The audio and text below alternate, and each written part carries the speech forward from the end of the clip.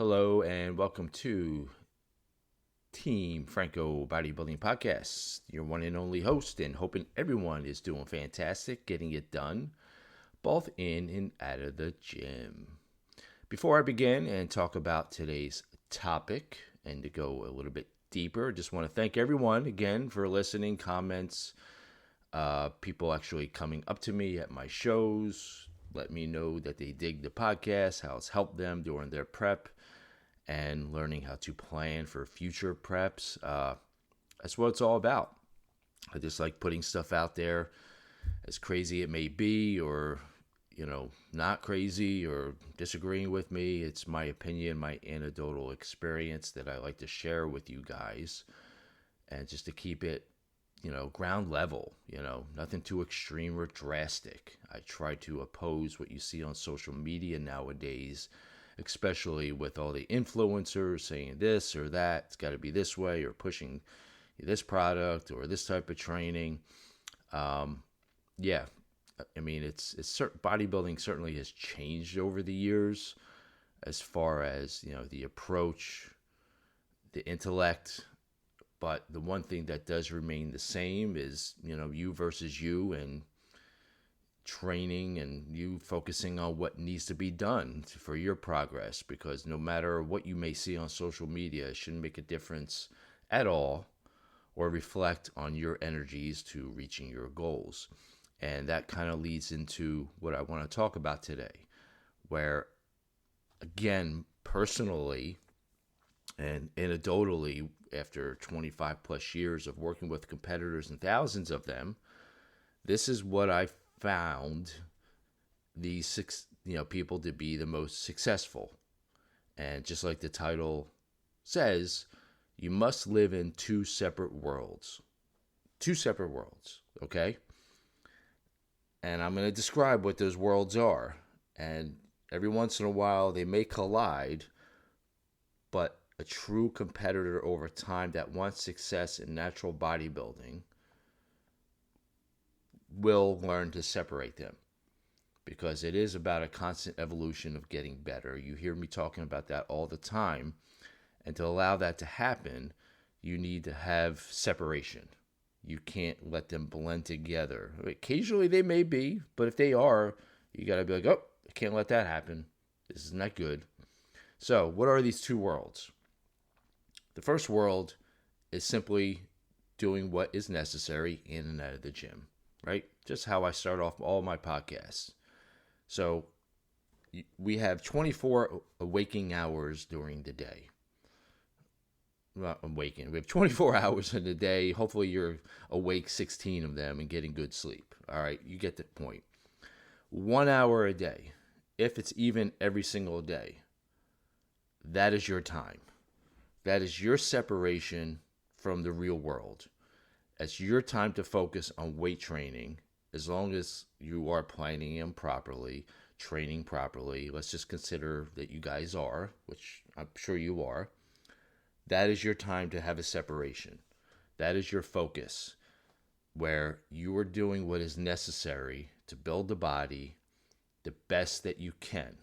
And you've heard me talk about this before, about weight training, about mind-muscle connection, technique, form, full range of motion, and then, of course, pushing yourself like you've never pushed yourself before when it comes to those working sets. That's the formula. When you have that mindset with your training for that 1 hour, now, yes, it could be an hour and 10 minutes, or it could be 50 minutes, but for argument's sake, let's say an hour, the world is locked out from you. It's blocked out. You shouldn't be looking at your phone, checking your Insta, your whatever gram, and Twitter, tweeter, and all those little things dialed into whatever music that you want. You have your notebook or maybe your phone in this case for looking at what you have to do for your training, and everything is locked out. Fuck it, I don't care. This is my hour. This is the time for you to be selfish and to take care of business. That's it. Because the rest of your waking hours, your 15 hours left, you live life. That's the other world. Okay? That is the other world in which then you can embrace balance, flexibility, enjoy your friends and your family, concentrate on work, building your business, you know, doing whatever hobbies that you may have, if it's, yard work or, painting or whatever, or writing or journaling and reading. I mean, all that stuff is the other part of your world. Okay. Once you can accomplish that, and I'm going to talk about diet in a second and equate it to this whole thing, you're going to have so much more success. Because I have found is that when bodybuilding becomes your entire world, you become entirely consumed by it, most of these people are going to fade and burn out. And that's why I was initially said natural bodybuilding. Because in my past, I've worked with clients who had success in natural bodybuilding. They get introduced to NPC. Sorry to call you guys out, but it's a fact. Drugs or no drugs, they then get caught up in that world. And 90% of the times they fade away. Whatever may happen, they fade away.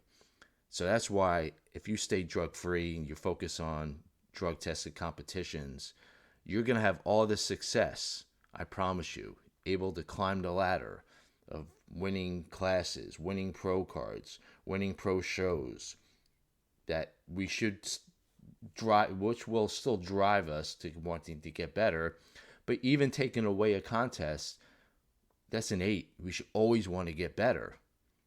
So obviously the path that you're on will decide if you can be two-faced or, live in two separate worlds or whatever I said with the title as far as, focusing and separating.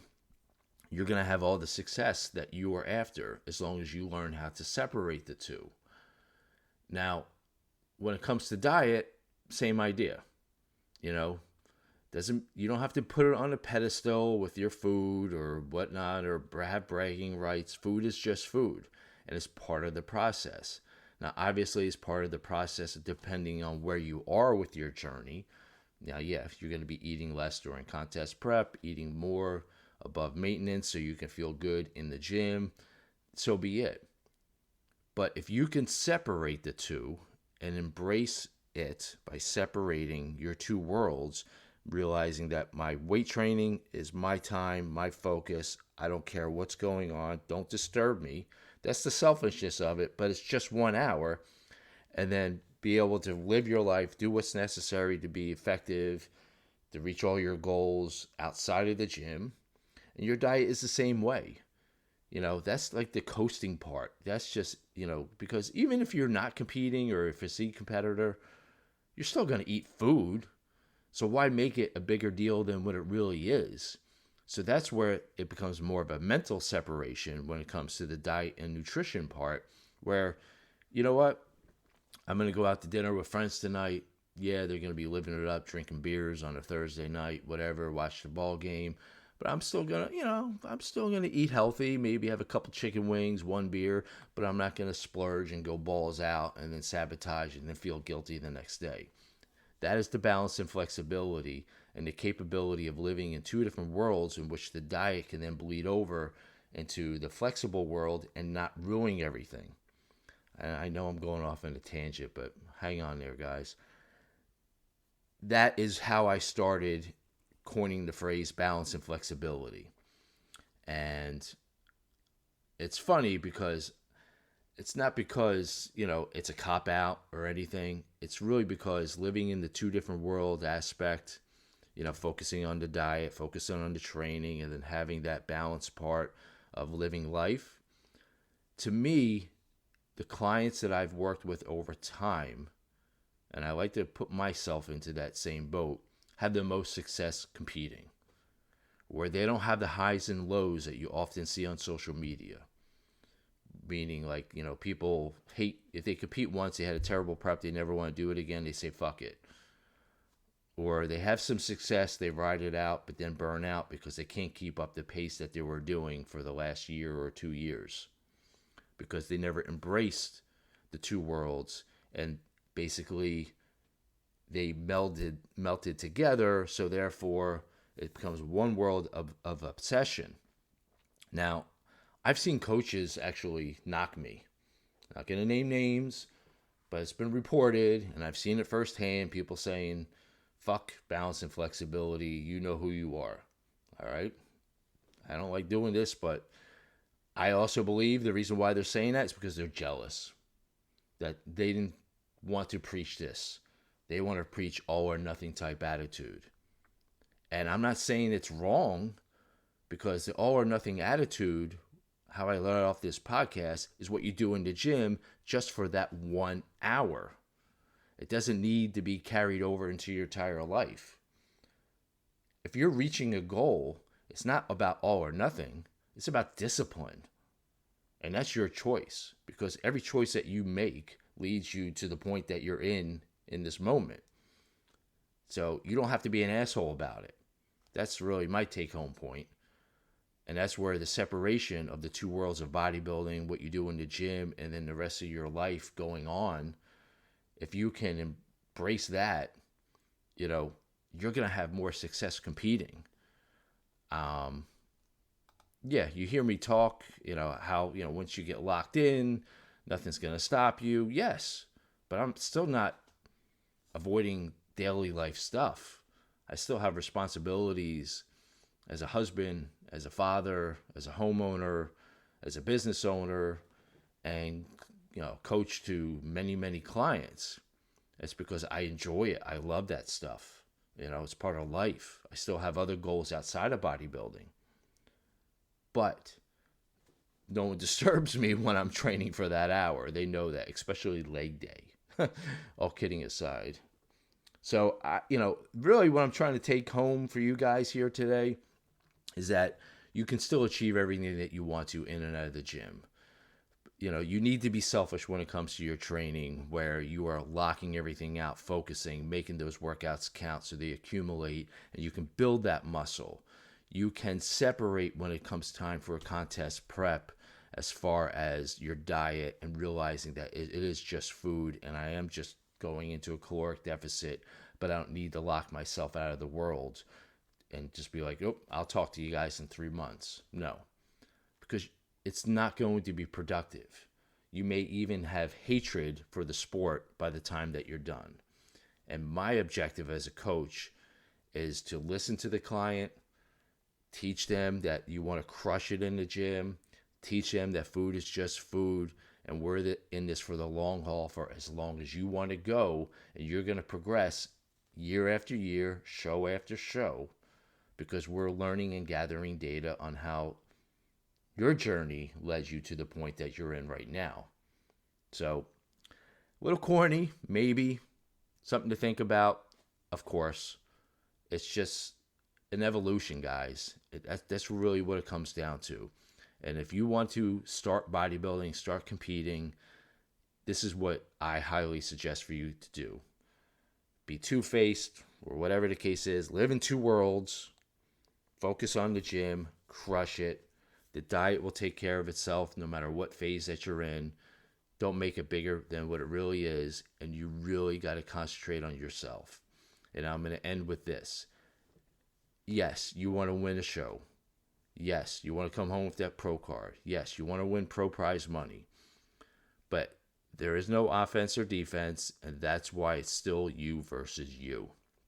It's about your self-improvement of overcoming an injury, or if you were sick, or if you just couldn't train because you had to move across the country to start a new job, whatever it is. It's you versus you, looking back to see if you made that self-improvement, and then you become a winner, because no one can take that away from you. No one can stop you from doing that, because you are locked in. You separated your workouts from everything else. You took care of business.